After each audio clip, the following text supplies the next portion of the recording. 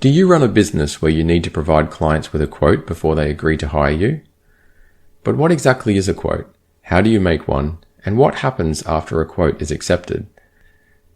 In business, a quote is a financial document that is part of the purchasing process. It is sometimes called a price quote, sales quote, or quotation. Quotes are usually created by suppliers of goods or services and then given to their potential customers. You may have received a quote yourself when dealing with businesses such as plumbers, electricians, landscapers, or lawyers. A quote will usually provide a fixed price that a customer and supplier can agree on for the delivery of goods or services the customer wants to buy. If the customer is happy with the price, they will accept the quote and the price will then be locked in. This means that the supplier now has a legal obligation to provide the goods or services to their customer at the agreed fixed price. This, of course, creates a risk to the supplier. For example, let's say a plumber quotes a customer $200 to install a shower head, and the customer accepts the quote. The plumber will buy the shower head from their wholesaler for $70 and install it for the customer. Let's say the plumber did not buy the shower head right away, but instead bought it a few weeks later when they were due to install it. During this time, the price of the shower head went up by $20. This means that the plumber now has to spend more money than originally planned to buy the product they need to install for the customer. Unfortunately for the plumber, they cannot charge the customer an extra $20 because there is a legal agreement for the plumber to charge a fixed price of $200 for the job. This means the plumber will make $20 less profit than originally planned, all because the price of the shower head changed since the quote was accepted.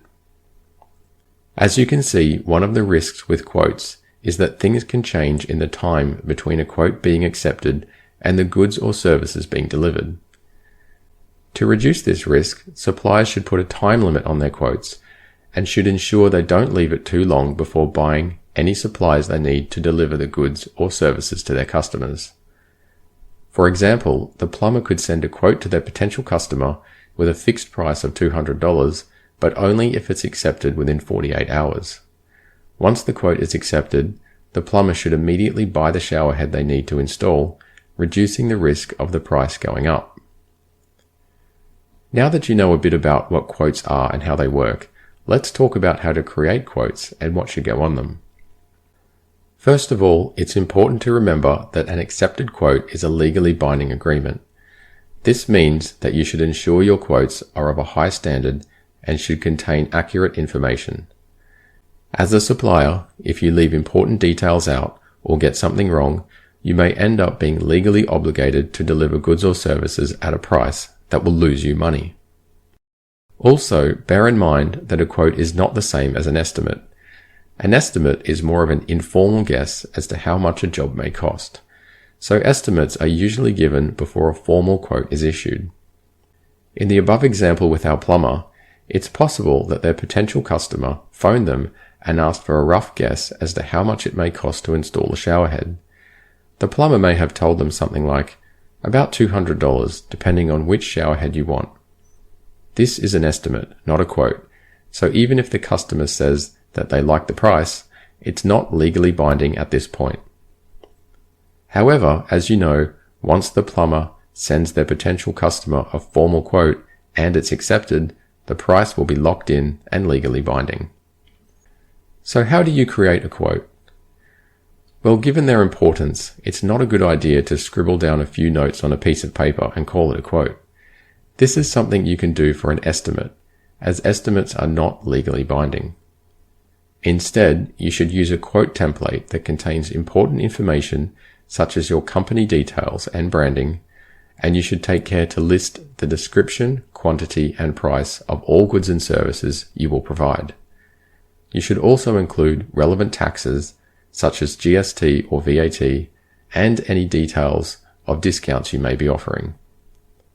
If you use bookkeeping software such as Xero or QuickBooks, you'll be able to use their built-in quote templates to create your quotes. You will also be able to email the quotes to your potential customers directly from the system, or download PDFs and get them to your customers another way. If you don't have bookkeeping software, you can find quote templates in programs such as Google Sheets, Google Docs, Microsoft Excel, Microsoft Word, and Canva.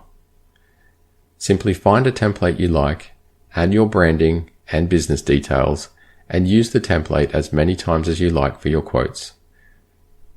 So that's it for quotes. If you want to learn more about other documents in the purchasing process, check out our videos on purchase orders, invoices, and more.